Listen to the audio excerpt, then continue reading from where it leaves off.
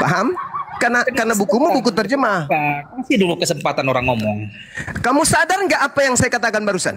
Kalau Anda mengatakan Yesus berkata, maka lihat sumbernya. Kalau dia di buku Lukas, maka Lukas berkata bahwa Yesus berkata. Ah, itu harus kau sandarkan kepada pengarang.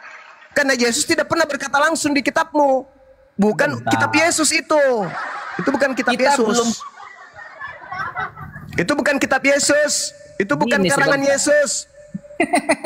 Kasih dulu aku kesempatan menerangkan. Kita belum masuk debat, kita masih belum masuk materi, tapi prasyarat debat dulu kita penuhi. Artinya gini, jangan kita berdebat. Tidak ada sabda berdebat. Yesus di situ langsung. Sebentar. Artinya gini Juma, jangan itu kita berdebat. Sementara prasyarat bosan kali aku dengar orang komal Islam inilah. Kamu mau menipu dengan polamu, susah itu. Gak bisa kau nipu di sini. Masalahnya kitabmu itu kitab yang bukan bersumber dari Yesus. Tapi kau bersumber dari Yesus nggak kitab kau itu? Kutanya dulu, bersumber dari Yesus nggak kitabmu itu? Sebentar, biarkan dulu ku selesaikan narasi. Saya tanya supaya nggak usah panjang lebar. Kitabmu itu bersumber dari Yesus nggak? Kita penuhi dulu prasyarat debat. Saya tanya, kitabmu itu bersumber dari Yesus nggak? Lihatlah, moderator nggak bisa jawab. Bukan dari Yesus. Maka ketika kalian mengatakan Yesus berkata, tengok siapa pengarangnya. Oke. Nah, begitu. Jadi, gini, oke ya. Yesus berkata bahwa Allah itu. Tuhan kita. Sebentar. Tuhan siapa kita yang mengatakan kalau Yesus berkata? Sebentar dulu. Kau jadi nanya, kau nggak enak debatnya. Simple aja. Siapa yang berkata Yesus berkata? Menanglah kau Juma. Loh, apa sih orang ini? Menang kau. Kamu tinggal jawab. Yang berkata Yudas, yang berkata Matius, yang berkata pengarang Yohanes. Tinggal itu pun. Kenapa enggak kau kasih aku kesempatan menyelesaikan narasi? Saya bertanya samamu. Ketika Anda berkata Yesus berkata, itu ucapan siapa? Apologet ini kan. Sekelas Juma enggak memberikan orang lain menyelesaikan narasinya. Coba. Bukan. Anda tinggal menjawab Lukas. Lanjut. Habis itu lanjut. Sebentar. Kamu lanjut. Aku satu pun poin maksudku nggak pernah sampai ke Yesus berkata, kan Anda bertanya kepadaku. Kamu dudukkan kitabku ini semana firman-Ku, mana sabda Yesus, mana bukan sabda Yesus, mana yang kau percaya, mana yang tidak kau percaya. Kan kalian bertanya sama aku. Agar biar kita tahu sama tahu betapa pengecutnya kalian berdebat. Bukan, saudara. Anda mengatakan Yesus berkata. Pertanyaan saya, itu informasi dari mana kalau Yesus berkata? Tinggal kau sebut. Informasi Juma, biarkan dari Lukas. Aku selesaikan dulu narasiku Juma. Izinkan aku selesaikan narasiku. Silakan. Dan jawab pertanyaan. Makanya kalau kau mau diskusi itu kalau kau mau diskusi itu, kau harus punya wawasan luas. Jangkauan kemudian loncatan berpikir yang rendah. Jangan jengkali wawasanku. Jangan jengkali.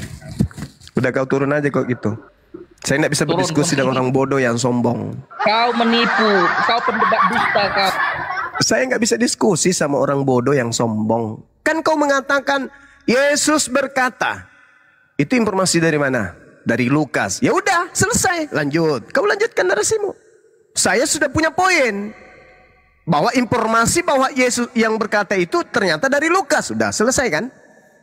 Nah, itu poin saya. Itu akan kusimpan sebagai bahan untuk membantah kamu nanti bernarasi.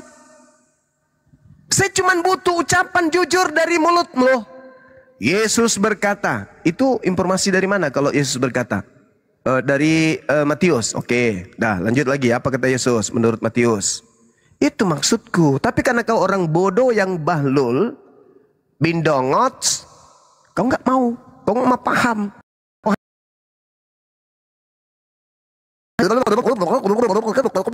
Ngomong ajanya. Itu perkataan Lukas Bang Zuma bahwa Yesus berkata, ya udah aku diam. Lanjut. Apa katanya? Nah, kau bacakanlah. Tiada kemilau seindah sangsil. Ya udah. Itu ucapan Yesus kan menurutmu. Nah, nanti aku akan bantah. Kalian itu nak mau jujur. Awal kamu masuk, kamu mengatakan validasi kitabku ini menurutmu gimana Bang Zuma? Kau harus mendudukkan mana yang kau percaya, mana yang tidak kau percaya. Saya katakan kau pakai dari kitab Kejadian sampai Wahyu itu tidak ngaruh bagiku. Karena saya tahu kitabmu itu bukan firman Tuhan. Itu cuma terjemah. terjemah dari bahasa Septuaginta. Septuaginta pun tidak sampai kepada kitabnya Musa, karena kitabnya Musa menggunakan bahasa Ibrani. Asli perjanjian baru bahasa Yunani. Yesus mengajar muridnya sudah pasti menggunakan bahasa Aramaik. Kenapa musuhmu adalah Bibelmu? Kenapa? Karena Bibelmu itu tidak sampai kepada Musa, tidak sampai kepada Yesus. Itu catatan-catatan orang-orang yang dikumpulkan kemudian, lalu dikanankan, disampulkan kemudian, sehingga Anda kitabkan. Berat memang, sulit. Sulit memang, karena bukan firman Tuhan, lu kira firman Tuhan. Bukan kitabnya Nabi Musa, kau pikir kitabnya Nabi Musa. Bukan Injilnya Yesus, kau paksa jadi Injilnya Yesus. Berat memang, sulit. Jadi kalau kau bertanya, mana yang kau pakai? Saya pakai sesuai dengan narasi yang kau bangun. Kau katakan Yesus itu Tuhan, ku kasih kau datanya di Bibelmu. Yesus bukan Tuhan menurut Yesus. Susah kali lah teman-teman kita ini. Ya, pakai otaknya diskusi itu, otak dipakai. Lanjut. Ya, Silakan, ya. cerita kebenaran, silakan. Ya. Jadi temanya apa ini, Bang? Temanya apa? Temanya, apakah para penulis itu menulis bersambung ke Yesus? Itu tadi. Atau saya Berat itu Bang Andi. Berat itu. Dan ringan-ringan aja. Yang tadi yang saya bahas itu di dalam catatan orang yang dikira Yohanes. Ya, menurut Yohanes ajaran Kristen itu nggak boleh diterima oleh orang Yahudi. Nggak boleh. Orang Kristen itu harus beri salam pun tak boleh. Barang siapa yang memberi salam kepada Kristen, barang siapa yang memasukkan Kristen ke dalam ruangannya orang Yahudi, itu dianggap penjahat. Oke, saya narasi ya, bisa. Ya, silakan. Nah, gitu dong. Lanjut.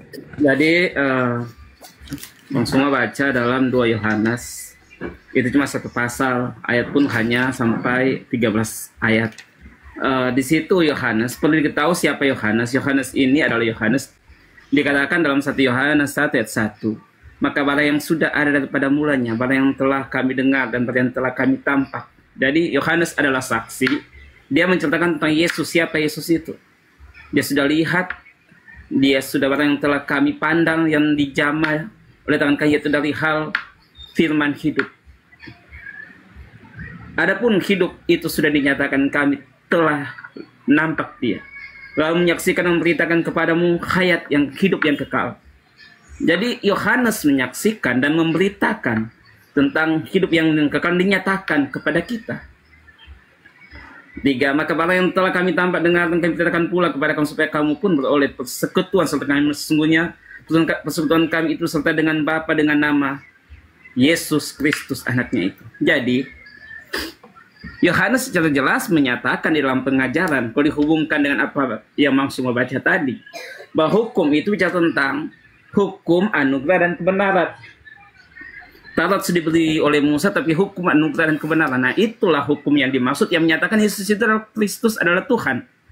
Justru penekanan di sini menyatakan Yesus Kristus itu adalah Tuhan. Tetapi dalam pernyataan, di dalam ayat-ayat 10 dan 11, ada orang yang membawa Injil-Injil yang lain. Karena itu ditemplak oleh Yohanes. Itu sudah dikatakan juga di dalam kitab Kisah Para Rasul 19, perkataan Rasul Paulus tentang bagaimana penginjil-penginjil palsu yang memutarbalikkan firman Tuhan. Itu pun dikatakan juga oleh ketua Rasul Petrus, katakan bahwa surat-suratan daripada Paulus pun akan diputarbalikkan pengertiannya oleh orang yang tidak mengerti, mempelintir ayat-ayat Alkitab. Nah, itulah yang jangan kita sambut. Jangan kita menerima akan pernyataan mereka, tapi kita harus menyatakan hal yang benar itu. Itu yang dimaksud oleh Rasul Yahya. Dia ceritakan kepada orang yang dikirimkan akan suratan ini. Gitu. Jadi tentang saling kepadanya itu sama bersalah dalam perbuatan yang jahat. Itu contoh. Itu orang yang suka melintir ayat-ayat Alkitab yang sudah ditulis secara benar. Mereka belokkan pengertiannya. Itulah yang dikatakan antikris, penyesat. Menurut apa yang dibaca tadi, gitu. Silakan. Tak ada satupun surat dari Yohanes itu, 1 Yohanes, 2 Yohanes, 3 Yohanes, yang dituliskan untuk non-Yahudi. Pahami itu dulu. Semua tulisan Yohanes dalam suratnya, 1 Yohanes, 2 Yohanes, 3 Yohanes, itu semua ditulis kepada orang-orang Yahudi. Anda harus tahu itu dulu, supaya Anda bisa mendudukkan diri Anda itu di mana di situ. Anda harus paham itu dulu, supaya Anda kemudian bisa sadar bahwa ternyata Yohanes itu tidak menulis surat untuk orang-orang yang bersunat, yang tidak bersunat maksud saya. Nah, ketika Anda membawa Yohanes 1 Yohanes, kedudukan penulis di situ Anda harus paham. Dia sedang menceritakan kesaksian dia selama bersama dengan Yesus. Apa yang ada sejak semula, artinya sejak sama dengan Yesus. Yang telah aku dengar, yang telah aku dengar, yang telah kami dengar, yang kami lihat dengan mata. Berarti kesaksian dia terhadap ajaran-ajaran Yesus. Ketika Yesus datang ke umatnya Bani Israel. Jangan ente merasa kalau kesaksian Yohanes itu untuk kalian. Inilah payahnya kalau orang beriman tanpa akal. Jadi Yohanes menuliskan apa yang dia lihat, apa yang dia dengar, apa yang dia raba dengan tangannya sendiri. Terkait Yesus. Itulah yang dia tuliskan oleh Yohanes kepada orang-orang Yahudi. Hidup itu telah dinyatakan dan kami telah melihatnya, dan sekarang kami bersaksi dan memberikan kepada kamu tentang hidup kekal yang ada bersama-sama dengan Bapa dan yang telah dinyatakan kepada kami. Nanti Yohanes itu mengakui kalau dia itu bersekutu dengan Bapa dan Yesus. Bukan burung merpati yang bersekutu, tapi Yohanes. Maka data yang selanjutnya mengatakan, apa yang aku lihat, apa yang kami lihat, apa yang kami dengarkan, dan kami beritakan kepada kamu sekalian, supaya kamu pun beroleh persekutuan dengan kami. Dan persekutuan kami adalah persekutuan dengan Bapa, dengan anaknya Yesus Kristus. Ini Yohanes menyatakan 3 di dalam 1. Bapa Tuhannya Yesus, Yesus Rasulnya Tuhan, aku umatnya Rasul Tuhan Yesus. Pakai otak. Jangan cuma imani doang, pakai otak. Jadi Yohanes ini sedang berbicara tentang keadaan yang dia lihat tentang Yesus, yang dia dengarkan tentang Yesus, yang dia raba tentang Yesus ketika dia hidup bersama dengan Yesus. Dan di dalam data yang saya sajikan kepada saudara, beliau menuliskan kalau ada orang yang datang mengajarkan ajaran yang tidak sama seperti ajaran yang aku lihat, yang aku dengar, yang aku raba kepada Yesus, jangan kau terima dia dalam rumahmu. Kristen dong. Jangan kau beri salam kepada dia. Kristen dong. Jadi Yohanes ini sedang mendikte orang-orang di kalangan dia supaya jangan menerima orang-orang najis pemakan babi tidak bersunat masuk ke rumahmu. Tame, orang yang haram nggak boleh kemudian masuk ke rumah ibadahnya orang Yahudi. Maka dikatakan mereka orang Kristen jangan kau terima di rumahmu. Orang Kristen jangan kau beri salam. Karena orang Kristen datang mengajarkan ajaran yang tidak sesuai yang diajarkan oleh Yesus. Yohanes mengajarkan ajaran Yesus, bukan mengajarkan ajaran Paulus. Kalian itu karena merasa ini kitabku, aku lebih paham, kitabku cerita aku. Hei, kitab ini tidak pernah memberikan legitimasi kepada kalian, dan penulisnya pun tidak pernah memberikan legitimasi kepada kalian. Begitu juga Yesus tidak memberikan legitimasi terhadap catatan ini, dan tidak memberikan legitimasi terhadap agama Kristen. Makanya dikatakan tadi, saya baca dalil tadi dalam Al-Quranul Karim. Apa yang dibaca dalam Al-Quran? Afatatma'una ayyu'minu lakum wa qad kana fariqum minhum yasma'una kalam Allah. Itu. Jangan kau percaya. Jangan kau percaya. Segolongan dari mereka. Jadi saudara, sekali lagi saya katakan kepada saudara, menurut Yohanes yang membawa ajaran Yesus, yang bersekutu dengan Yesus dan juga Bapa, haram hukumnya orang Kristen masuk ke rumah orang Yahudi. Haram hukumnya orang Yahudi memberikan salam kepada orang Kristen. Itu maksud dalil 2 Yohanes 1 agar engkau paham.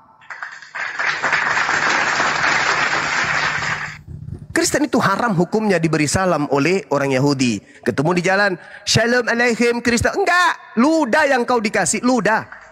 Ludah yang kau dikasih. Haram hukumnya.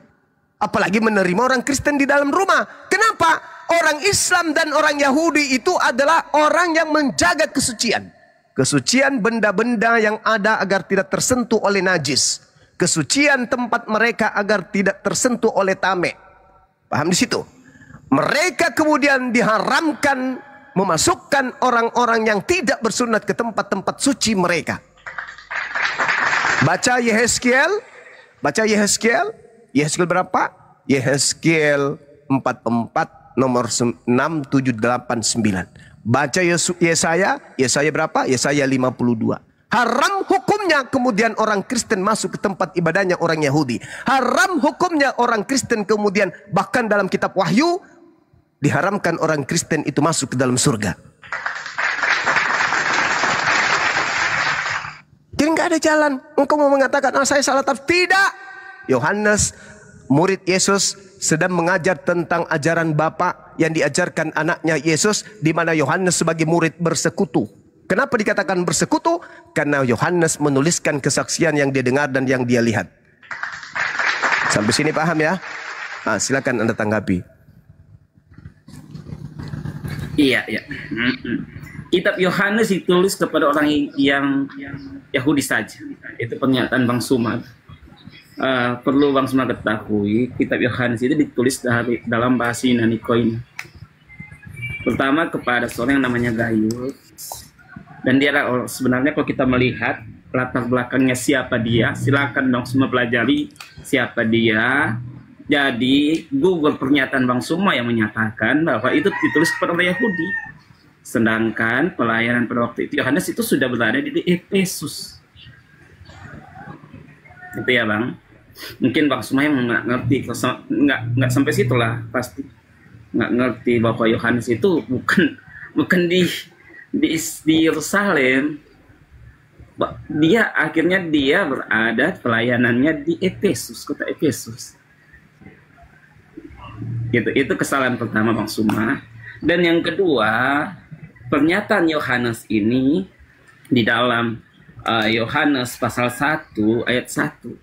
Bang Suma mungkin nggak baca dengan teliti, mengatakan bahwa dia menyaksikan, dia mengatakan tentang Yesus, itu dikatakan tentang Yesus. Awal dikatakan apa Yohanes? Firman hidup. Coba dibaca dengan teliti. Berapa kali dikatakan itu firman hidup? Karena Yohanes pula yang menuliskan pada awal pertama adalah firman, Yohanes 1 ayat 1. Firman bersama Allah, dan firman juga itu adalah Allah, dan firman telah menjadi manusia. Itu pernyataan Yohanes. Yohanes mengerti betul tentang Yesus. Dia adalah firman yang hidup. Bukan firman yang tertulis, tapi murid-murid lain. Sehingga dikatakan, kami menyaksikan, kami telah raba, kami telah nampak, kami lihat semua perbuatannya, itu yang kami saksikan, kami tuliskan. Kalau dalam kepercayaan iman kami sebagai Kristen, kitab itu Bang Suma, itu bukan sebuah kitab yang jatuh dari langit, tetapi pemahaman tentang firman Allah, bahwa firman Allah itu ada faedahnya, yaitu apa? Dia memberikan pelajaran. Berbeda bagi pelajaran, menyatakan yang salah, membaiki yang rusak, memberitahukan, mengajarkan jalan yang benar. Itulah iman kami, itulah kitab kami yang mengajar. Dan lagi kecil-kecil sudah mengenal yang kudus, memberi pelajaran, mendatangkan selamat. Itu Alkitab kami. Dan secara sempurna, Alkitab kami dari Kejadian sampai Wahyu sudah menunjukkan pada saat kalau kita mempelajari dengan kesungguh-sungguhan, kita dapat mengerti ternyata itulah jalan kebenarannya. Tapi kalau mau cari kesalahan, ya pastilah mungkin akan menemukan. Tetapi kalau kita menyelidiki ternyata kita mengetahui orang yang mempelintir, memutarbalikan ayat firman Tuhan dapat diketahui bagi orang yang mempelajari. Karena itu lagi sebagai orang Kristen pelajari baik-baik akan kitab kita, agar supaya jikalau kita berhadapan dengan orang-orang yang suka menyesatkan tentang ayat-ayat, kita bisa menghadapinya, kita bisa menunjukkan tentang yang sebenarnya seperti itu. Jadi Bang Suma tidak bisa menempik pernyataan Yohanes bahwa dia melihat Yesus yang adalah firman-Nya hidup. Dia katakan juga, Yohanes yang menyatakan bahwa hukum adalah hukum anugerah dan kebenaran. Bukan lagi hukum Taurat yang dimaksud. Tetapi, sekali lagi saya tekankan, apa yang tidak diterima ini, itu sesat. Banyak dukungan-dukungan ayat yang mendukung, yang melengkapi, menyatakan tentang hal ini, bahwa siapa yang dimaksud jangan diterima. Mereka yang mutarbalikkan firman hak hidup ini. Perlu diketahui, Yohanes adalah rasul yang paling akhir meninggal di antara rasul-rasul yang lain. Paulus pun yang lebih akhir meninggal, itu adalah Yohanes. Jadi dia melihat tentang kejahatan yang terjadi, bagaimana anti kepada Kristus pada firman-Nya hidup ini, memutar balik ayat firman Tuhan. Itu disaksikan oleh Yohanes. Sehingga Yohanes mengingatkan tentang hal itu, agar supaya sidang jemaat tidak tersesat. Jikalau setan datang kepadamu dan membawa pengajaran lain, itu ada pengajaran lain, itulah yang jangan diterima. Tetapi Yohanes menyaksikan tentang pengajaran tentang Kristus yang adalah firman-Nya hidup. Karena kitab kami, dia mengajarkan tentang jalan sampai ke surga, dan sempurna di dalam memberitahukan jalan ke surga itu. Gitu aja, saya singkat-singkat, saya nggak usah lama-lama. Oke, baik. Jadi satu hal yang perlu saudara pahami di sini, yaitu kecakapan di dalam menelaah narasi sebuah buku, agar supaya Anda bisa kemudian merangkai sebuah kesimpulan yang dihasilkan dari membaca narasi-narasi atau pesan yang dititipkan oleh penulis. Di buku yang Anda katakan buku Yohanes itu tidak ada ucapan bahwa itu adalah tulisan Yohanes. Saya kenapa menggiring Anda ke sana? Karena penulisnya mengatakan apa yang ada sejak semula yang telah kami dengar, yang telah kami lihat. Berarti saksi hidup ini. Ini Yohanes. Karena kebetulan bukunya tertulis Yohanes, meskipun tak ada keterangan bahwa buku 1 Yohanes ini adalah tulisan Yohanes murid Yesus. Ingat itu. Kalau Anda lihat di dalam 2 Yohanes 1, dia hanya mengaku sebagai penatua. Dia tidak mengaku sebagai Yohanes. Yang ingin saya katakan kepada saudara, buku atau penulis ini menceritakan tentang kebiasaan orang Yahudi yang hidup di Asia Kecil. Itu yang perlu Anda pahami. Adanya kemudian pengajaran dari penulis yang mempermasalahkan peperangan melawan bidat. Orang-orang yang mengajarkan sesuatu di luar ajaran Yesus yang mereka saksikan. Adakah dia menyaksikan Yesus makan babi? Tidak. Adakah Yesus dia saksikan menyuruh orang tidak bersunat? Tidak. Adakah di antara mereka yang menyaksikan Yesus mengajarkan kalau dirinya itu bukan manusia? Tidak. Sedangkan cakupan dari surat oknum yang tadinya mengaku sebagai saksi dan gereja-gereja pertama kali mengajarkan bahwa itu adalah ajaran Yohanes, itu tidak terbukti. Ketika berada buku ini di Efesus, kisaran tahun 100 Masehi, manusia yang paling awal menggunakan buku ini adalah Bapak Gereja Polikarpus yang merupakan uskup dari Smyrna. Dialah yang kemudian menjadikan agama Kristen ini seakan-akan sang pemilik kitab. Padahal sebenarnya yang disinggung adalah mereka. Tapi kemudian Gereja Polikarpus ini mengambil buku itu dan mengatakan ini adalah milik Kristen. Yang dimaksud di situ siapa yang tidak mengikuti agama Kristen. Padahal justru mereka yang Kristen ini yang disinggung oleh penulis. Adakah kemudian penulis mengatakan dan kami melihat kemudian Yesus menyuruh orang menyembah dirinya? Adakah kemudian penulis melihat Yesus merintahkan kemudian Yesus itu untuk jangan bersunat? Adakah penulis melihat Yesus mengajarkan kemudian untuk ibadah minggu? Tak ada. Jadi itu bukan untuk Polikarpus, itu bukan uskup yang berasal dari Smyrna, tapi dia mengambil buku itu dan mengatakan ini untuk Kristen. Anda harus sadar, di awal tadi saudara yang keluar yang sok paten itu ingin membahas Bible, saya katakan musuh berat Kristen itu adalah buku yang mereka genggam itu sendiri. Jadi buku Yohanes ini menjelaskan tentang ajaran atau kebiasaan orang-orang Yahudi yang hidup di Asia Kecil. Dalam tulisan 1 Yohanes, permasalahan yang diangkat adalah peperangan terhadap bidat agama Kristen.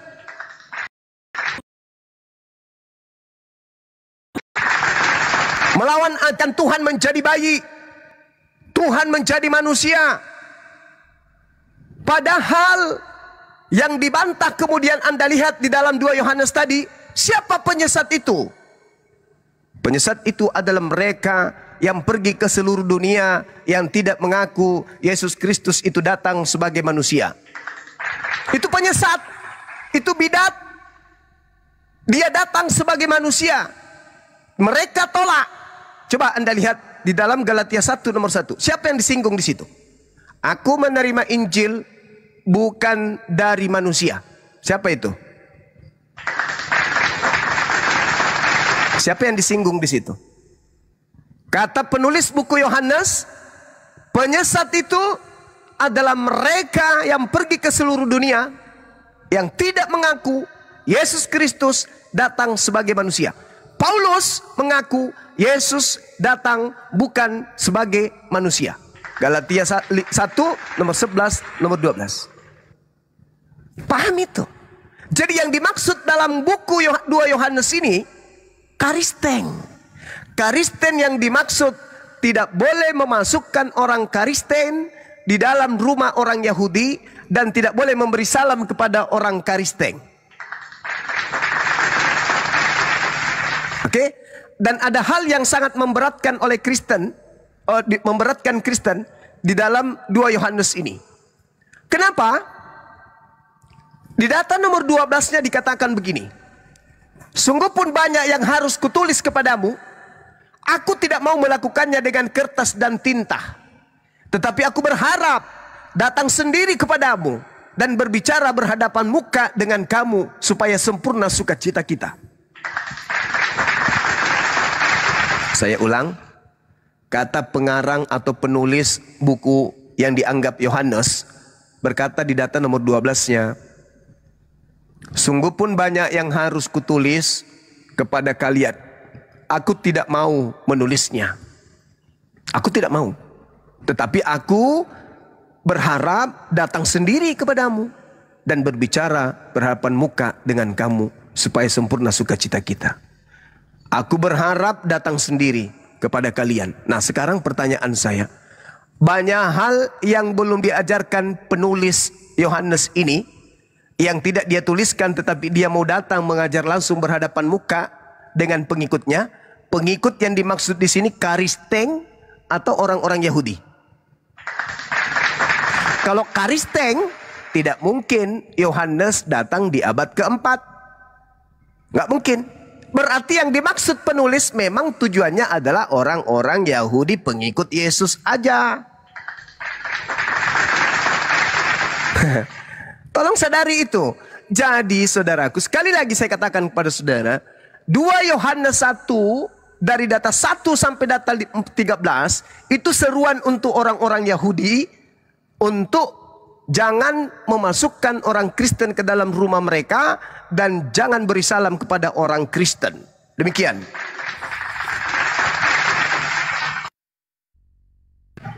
Ya, oke. Sudah panjang lebar sebenarnya saya jelaskan tadi tentang posisi Yohanes itu di mana pada masa itu.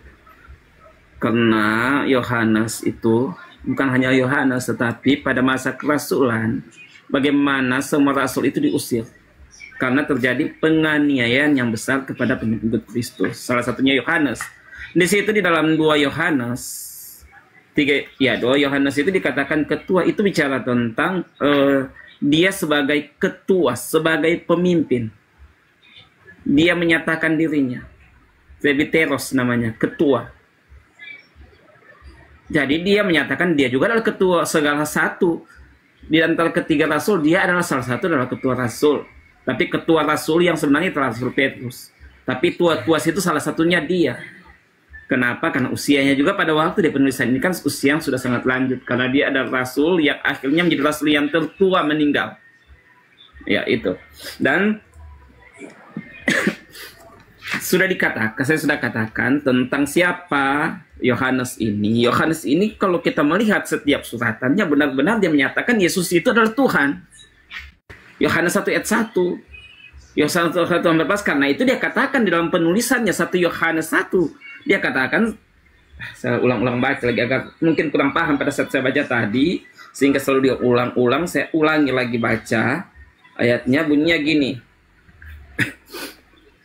Apa yang telah ada sejak semula, yang telah kami dengar, yang telah kami lihat dengan mata kami, yang telah kami saksikan, yang telah kami rabah dengan tangan kami, tentang firman hidup. Itulah yang kami tuliskan kepada kamu. Hidup itu telah dinyatakan. Dan kami telah melihat, dan sekarang kami bersaksi dan memberitakan. Itu yang diberitakan tentang Yesus, ya firman yang hidup. Firman yang menjadi manusia. Siapa yang membawa pengajaran lain?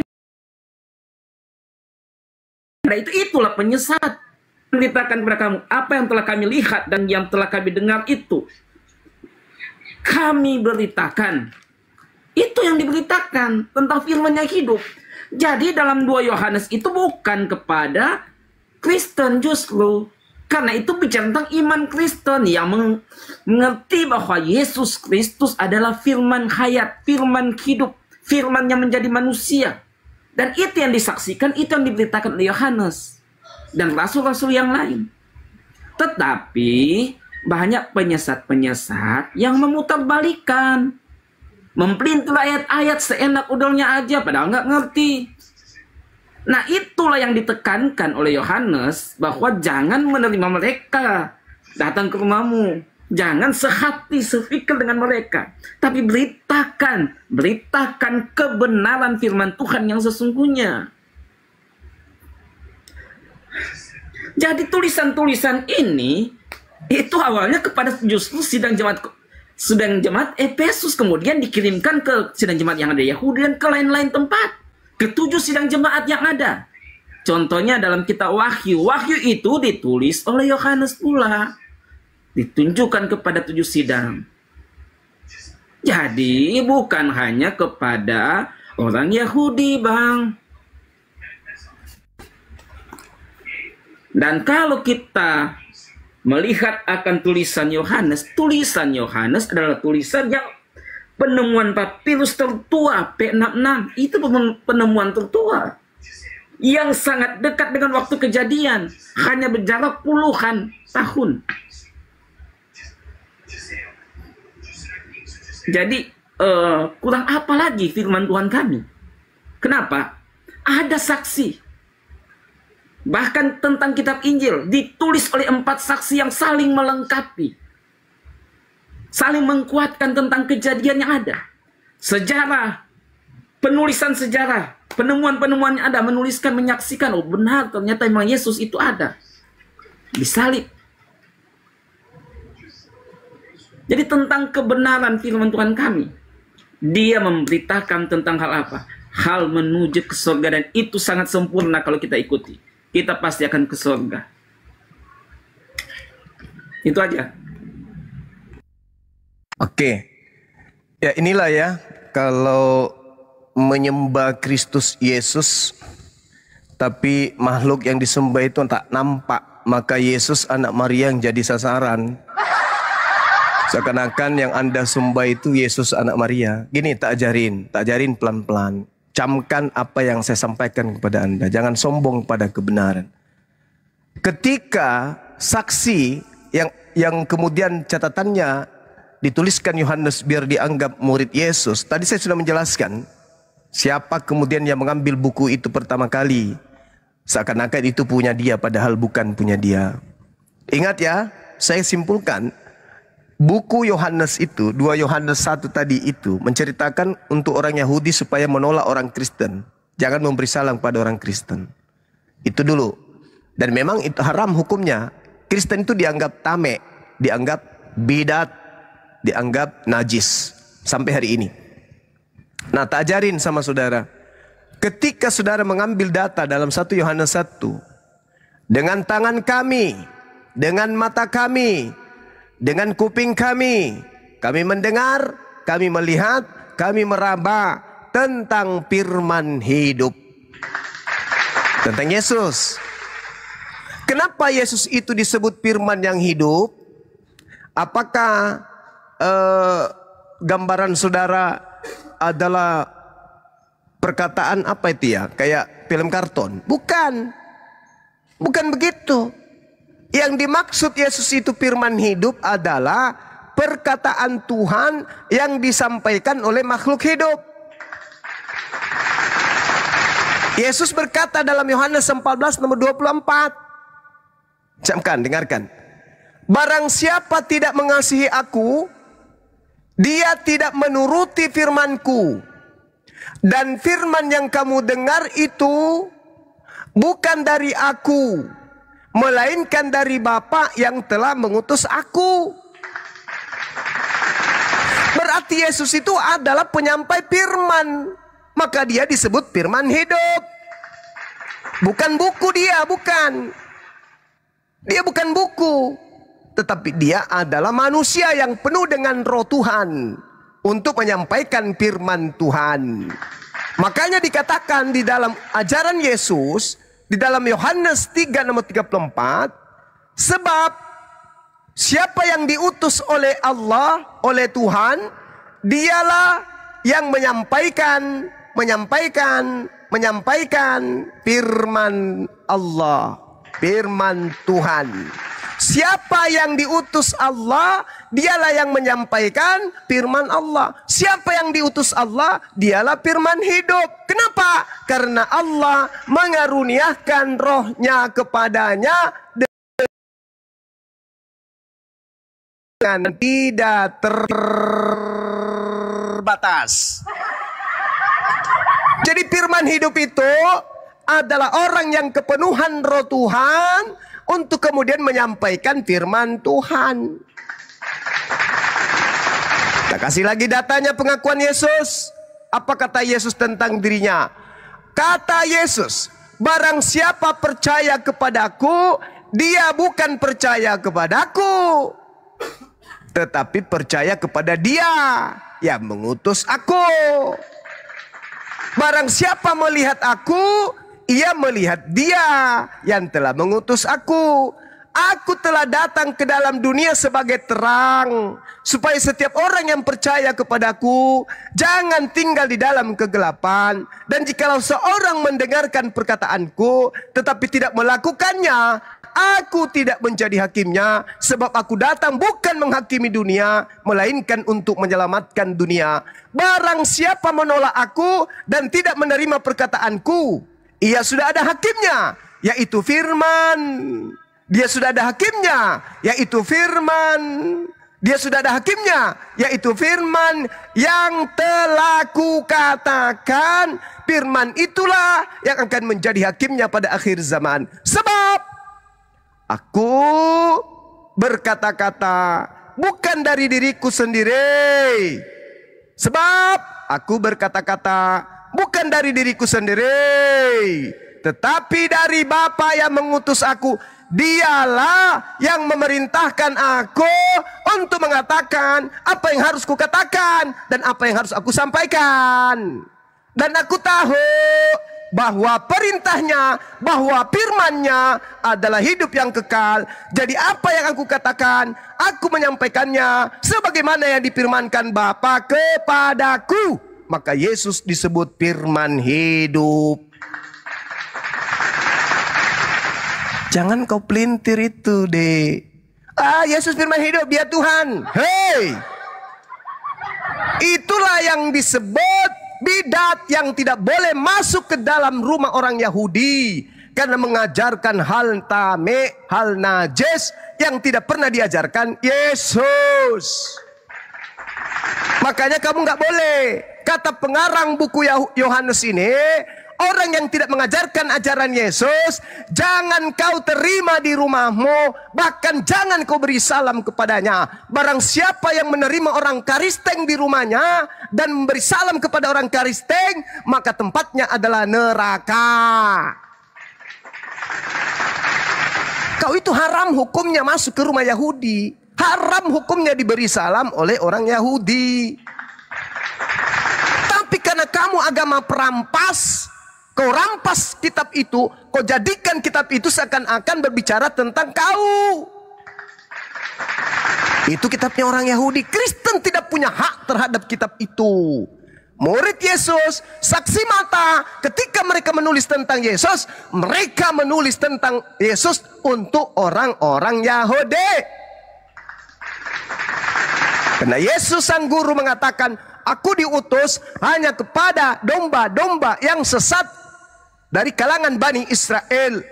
Yesus berpesan, Matius 10 nomor 5 nomor 6. Jangan kau pergi ke bangsa lain, melainkan pergilah kepada domba-dombaku yang sesat dari bangsa Israel. Polikarpus mengambil kitabnya orang, menjadikan sebagai kitab resmi di abad keempat, seakan-akan itu kitabnya Kristen. Padahal itu adalah tulisan-tulisan yang ditulis untuk orang-orang Yahudi agar tidak menerima pengikut Paulus yang bidat. Kisah Para Rasul 24 nomor 5, Paulus ini adalah penyakit sampar yang telah menyesatkan orang-orang Yahudi di seluruh dunia beradab, dan dia adalah tokoh dari agama Kristen. Jadi bagi Yahudi, haram hukumnya memberi salam kepada Kristen, haram hukumnya memasukkan orang Kristen bertamu ke rumah mereka. Barang siapa yang melanggar itu, sebagaimana yang diajarkan di dalam kitab Talmud, orang-orang Kristen, penyembah-penyembah Kristus Yesus adalah dianggap binatang yang memenuhi neraka jahanam. Jadi jangan kau menganggap bahwa itu ucapan Yesus, Yohanes untuk Kristen. Orang Kristen ini nggak boleh memasukkan orang Islam di rumahnya, nggak boleh memasukkan nggak boleh memberi salam kepada umat Islam. Kalian akan mengatakan, kami ajaran toleransi loh, karena kami sangat mengasihi loh. Tapi kenapa dalil itu berbunyi? Jangan kau beri salam kepada orang yang tidak mengajarkan ajaran ini. Jangan kau memberi salam, jangan kau masukkan ke dalam rumahmu. Kenapa bisa bertentangan? Kenapa? Karena 2 Yohanes 1 nomor 7 itu sejatinya adalah milik orang Yahudi yang menegaskan tidak boleh memberi salam kepada orang Kristen dan tidak boleh memasukkan orang Kristen bertamu ke dalam rumah orang Yahudi. Itu yang betul. Itu yang betul. Catat itu baik-baik dan pertanyakan kepada tamu. Kalau dia keberatan, suruh ke sini. Oke, ya, saya sudah jelaskan tadi bahwa pelayanan pun Yohanes itu bukan kepada orang Yahudi, tapi kepada sidang jemaat Efesus. Kepada 7 sidang juga dia kirimkan akan kitab-kitab tulisannya. Artinya kepada sidang-sidang kafir pula, sidang jemaat Efesus, Pergamus, Tiatira, dan lain-lain sebagainya. Ada 7 sidang. Itu jadi ada kekeliruan, saya sudah katakan itu kekeliruan kalau hanya itu dikatakan ditunjukkan pada orang Yahudi saja. Kekeliruan besar, itu yang pertama. Dan yang kedua, langsung katakan bahwa Kristen itu merampas kitab Yahudi. Ya, oke. Jadi, untuk mengetahui tentang kenapa kitab Yahudi itu ada, dipakai juga oleh orang Kristen, perlu diketahui, kita bisa baca dalam kitab Kisah Para Rasul, bagaimana orang Kristen dan orang Yudaisme berhimpun bersama-sama, tetapi yang satu percaya kepada Yesus Kristus yang Mesias sebagai Tuhan, yang satu menolak. Jadi artinya terjadi 2 sekte terpecah. Jadi mereka mengambil kitab yang sama pada waktu itu.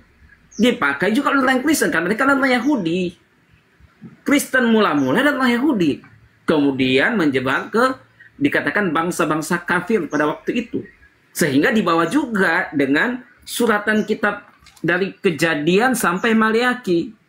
Jadi bukan dirampas, tetapi diakui ada terjadi perpecahan. Sama-sama seperti agama-agama kita, ada terjadi perpecahan. Demikian juga agama Yahudi waktu itu. Itu pun mereka sudah terpecah menjadi 4 bagian. Ditambah dengan Kristen terpecah lagi. Kristen adalah bagian dari agama Yahudi yang mengaku Yesus adalah Tuhan, yang tidak diterima oleh agama-agama Yahudi yang lain. Jadi pernyataan Bang Sukma menyatakan bahwa kami merampas kitab Yahudi, itulah pernyataan yang sangat keliru. Kenapa? Karena pada awal gereja hujan awal itu, atau pada zaman rasul-rasul pada waktu itu mengakui bahwa mereka juga adalah agama orang dari orang Yahudi, memakai kitab yang sama, hanya saja cara penafsirannya yang berbeda. Kemudian masuk pada penjelasan pertanyaan tentang Yohanes. Bang Suma katakan itu adalah perkataan. Saya katakan ini ditulis oleh Yohanes. Yohanes pasal 1 ayat 1. Di situ jelas, saya pikir sudah di luar kepala, sudah tahulah tentang ayat ini. Ini bunyinya.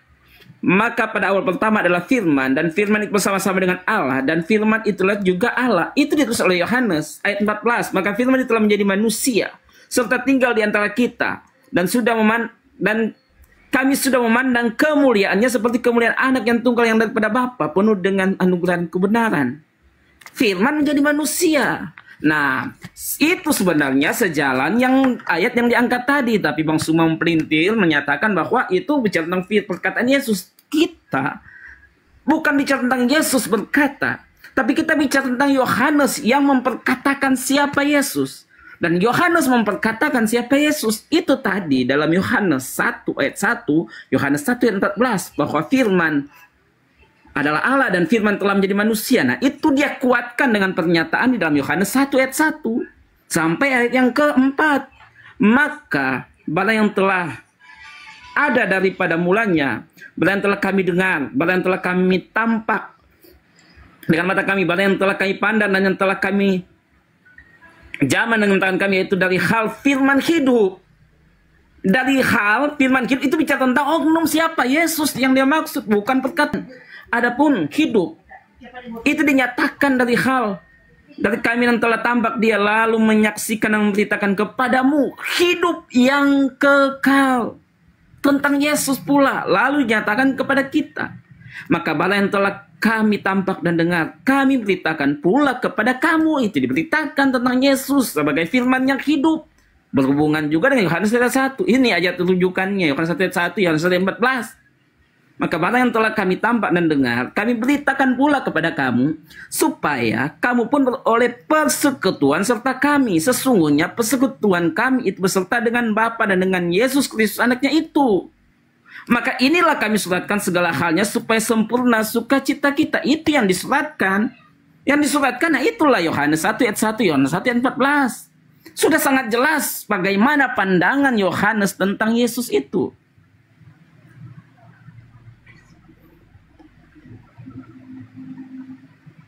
Sehingga dikatakan ayat 7 dikatakan, dan darah anaknya yang itu menyucikan kita daripada segala dosa. Ayat 7, tapi jikalau kita berjalan di dalam terang, sebagaimana ia di dalam terang, maka bersekutu kita dengan seorang, dan darah Yesus anaknya itu menyucikan kita daripada segala dosa. Itu dia sampai bicara tentang pengorbanan Yesus. Bicara tentang penyucian.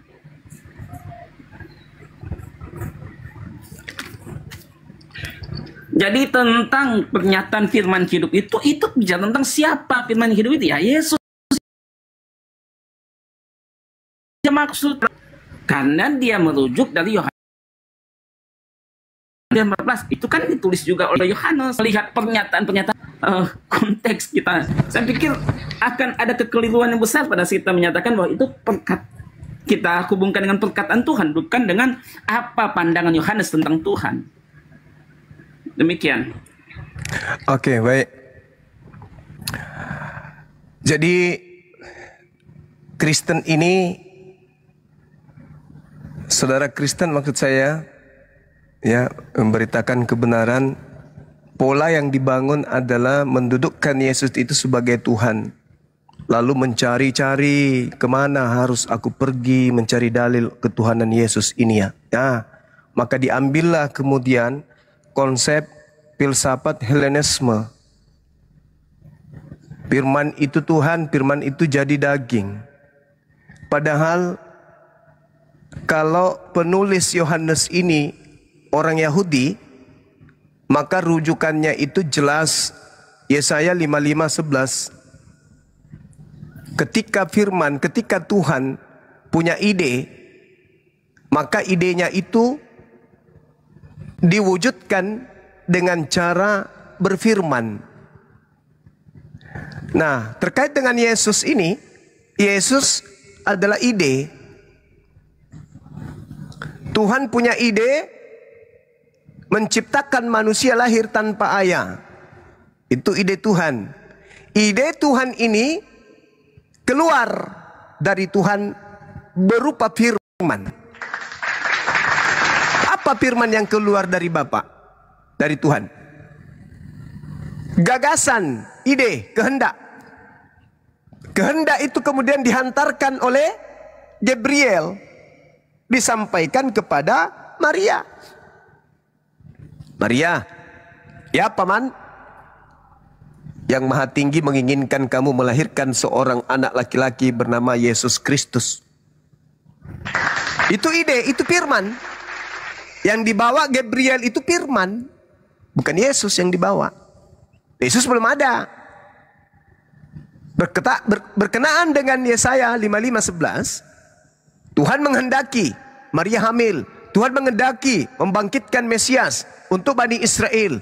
Maka Tuhan kemudian membangkitkan Mesias itu melalui seorang wanita bernama Maria. Hamil tanpa ayah, tanpa suami. Itu. Jadi turunlah kemudian firman ini dibawa oleh Gabriel. Apa yang turun? Yang keluar dari Tuhan. Apa yang keluar dari Tuhan? Kehendak. Bukan Yesus. Makanya di dalam Mazmur 33 nomor 9, Tuhan memberi perintah, maka semuanya ada. Tadinya Yesus tak ada. Tuhan memberi perintah. Hei Yesus, adalah kau. Melalui seorang wanita bernama Maria. Adalah. Kun fayakun. Maka tiba-tiba Yesus ada. Apa perkataan Yesus setelah ada? Yohanes 8. Apa kata Yesus? Aku ada bukan atas kehendakku sendiri. Berarti dia berasal dari kun. Dari perkataan, dari firman. Nah, firman ketika datang keluar dari Tuhan, diantar oleh Gabriel, kemudian menjadi daging. Tak ada masalah. Tuhan berkata, akulah Tuhan yang maha berkehendak, menghendaki, menciptakan manusia tanpa ayah bernama Yesus melalui rahim seorang wanita bernama Maria. Jadi enggak? Jadi. Maka pada mulanya adalah firman, firman itu, kehendak itu bersama-sama dengan Tuhan, dan Tuhan ketika berkehendak menurunkan kemudian informasi itu melalui malaikat Gabriel untuk disampaikan kepada seorang wanita. Lahir Yesus, manusia, ciptaan. Ketika dia lahir, apa pengakuannya? Aku jadi manusia, aku datang sebagai manusia, aku datang bukan atas kehendakku sendiri. Selesai kan? Sebenarnya Bung, Anda itu menggunakan filsafat Helenisme itu tidak cocok untuk Yesus. Harusnya Anda menggunakan filsafat kemudian yang ada di ajaran Filipi. Politeisme, filsafat politeisme yang Anda pakai. Jangan yang Helenisme itu. Tapi politeisme yang Anda gunakan. Apa itu? Theos, mengosongkan dirinya, tidak mempertahankan keteosannya, melainkan menjadi hamba. Jadi dewa menghilangkan kedewaannya, nuzul turun sama seperti Krishna, lalu kemudian menjadi hamba, mati di salib. Itu jangan pula yang mati di salib itu kau anggap Yesus yang lahir jadi daging. Yesus yang lahir dari daging yang berasal dari firman Tuhan itu seorang nabi. Dia lahir karena mujizat, karena kenabiannya, diutus di tengah Bani Israel. Jangan kau Helenisme di sana, jangan. Karena yang terjadi kepada Maria itu benar-benar melahirkan seorang manusia. Jadi filsafat Helenisme itu nggak cocok. Yang cocok itu adalah mujizat. Tuhan berfirman, jadilah manusia. Andai saja Yesus berkata dalam Yohanes 8:42, aku datang ke atas muka bumi ini atas kehendakku sendiri. Aku yang tadinya bukan manusia berkehendak menjadi manusia. Itu baru. Faktanya kagak. Yesus mengatakan, aku datang bukan atas kehendakku. Dan ingat, di dalam Yohanes 5 nomor 26. Sebab sama seperti Bapa mempunyai hidup dalam dirinya sendiri, demikian juga diberikan dalam bahasa Yunani dedomi, diberikan kepada anaknya mempunyai hidup dalam dirinya sendiri. Yesus memiliki kehidupan sendiri yang berbeda dengan kehidupan Bapa, walaupun kehidupan Yesus itu adalah hasil dari pemberian. Jadi ajaran politeisme kau gabungkan kembali ke dalam filsafat Helenisme. Jangan. Kenapa? Karena Anda dibantah oleh Yesus. Anda dibantah oleh Bible itu sendiri. Yesaya 55:11, Mazmur 33, nomor 9. Jadi nggak boleh saudara memaksakan itu. Makanya di dalam kitabnya orang Yahudi dikatakan begini. Anak-anakku, waktu ini adalah waktu terakhir. Seperti yang telah kamu dengar, seorang antikristus akan datang. Sekarang telah bangkit banyak antikristus. Itulah tandanya bahwa waktu ini benar-benar adalah waktu yang terakhir. Memang berasal dari antara kita, tetapi mereka tidak sungguh-sungguh berasal dari kita. Sebab jika mereka sungguh-sungguh termasuk pada kita, niscaya mereka tetap bersama-sama dengan kita. Tetapi hal itu harus terjadi supaya menjadi nyata bahwa tidak semua mereka sungguh-sungguh termasuk daripada kita. Jadi memang kata penulis Yohanes, ada antikristus berasal dari tengah-tengah mereka itu sendiri. Jadi sekali lagi saudara, kembali kepada kitab yang saya jelaskan kepada Anda, 2 Yohanes 1 itu, bahwa orang Yahudi diajarkan untuk jangan menerima orang Kristen di rumah mereka dan jangan mengucapkan salam kepada mereka. Apakah masih berlaku sampai hari ini? Masih. Demikian. Iya, oke. Ya, jadi pernyataan Bang Suma mengatakan bahwa yang dimaksud itu firman dengan cerita, ide dan lain sebagainya. Oke, kita pakai data Kita cek datanya kalau seperti itu atau bukan. Ini datanya.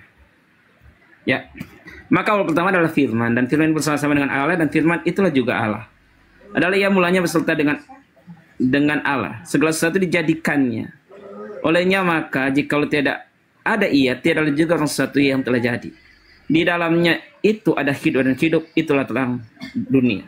Maka terang itu percaya di dalam gelap, maka gelap itu sadar. Ya, loncat aja kita karena supaya cepat. Maka adalah seorang yang disuruh oleh Allah, namanya Yohanes. Ialah datang memberi kesaksian, hendak menyaksikan hal terang itu supaya sekian orang percaya oleh sebab dia. Maka ia sendiri bukan terang itu, tapi melainkan hendak menyaksikan hal terang itu. Maka terang yang sebenarnya itu yaitu yang menerangi tiap-tiap orang turun ke dalam dunia. Jadi maka terang yang sebenarnya itu yaitu yang menerangi tiap-tiap orang turun ke dalam dunia. Ia telah ada dalam dunia, dan dunia dijadikannya, tetapi dunia ini tiada mengenal dia. Maka datanglah ia kepada miliknya sendiri, dan orang yang dimilikinya itu pun tiada menerima dia, karena itu sehingga mereka menyalibkan dia. Jadi maka datanglah ia. Jadi ternyata bukan hanya bicara tentang perkataan, ide yang dikatakan kemudian hamilah, tetapi bicara tentang firman, benar-benar bicara tentang firman itulah Allah yang datang. Karena itu maka datanglah ia kepada miliknya sendiri. Firman itu yang datang. Jelas. Kalau Yohanes menyaksikan, jelas dia katakan tentang itu. Karena itu dalam ayat-ayat selanjutnya, maka firman telah menjadi manusia.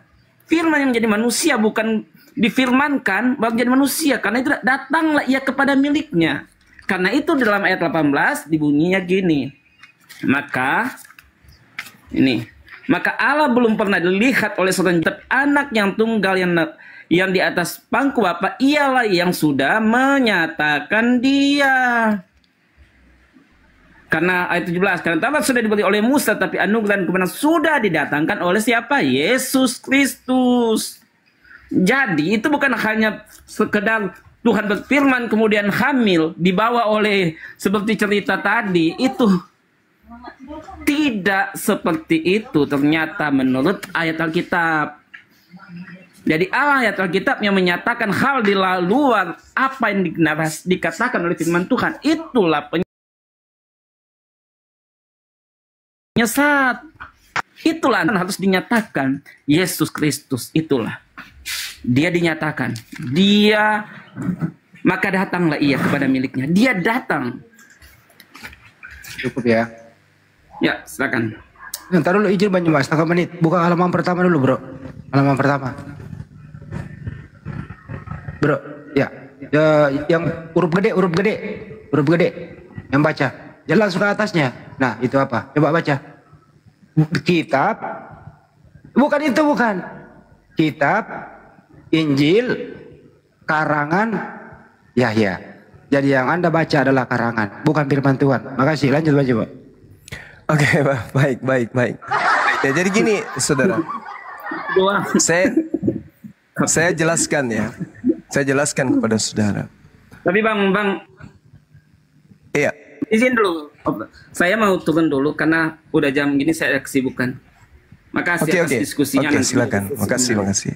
Ya, Bang, sebelum turun baca dulu. Kau yang baca, Bang. Sebelum turun kau baca dulu perikopnya. Surat Yohanes yang bukan pertama. Itu, woi. Bukan itu. Ini kan kitab saya. Bukan itu. Baca yang mana? Bukan itu yang kau baca tadi. Ini kan kitab saya. Yang kau baca tadi itu loh. Kasih ya. Dibaca yang kau baca yang tadi. Ada Yahyanya itu. Woi, yang ada Yahyanya. Kabur dia. Kabur. Enak dia baju. Hei, karangan. Ketahuan. Kata Yahyanya gede banget Bang Andi.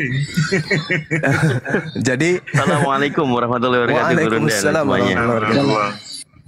Jadi di dalam kitab Yohanes itu, Yohanes 1 memang nanti di data nomor 38 baru muncul ungkapan Yesus.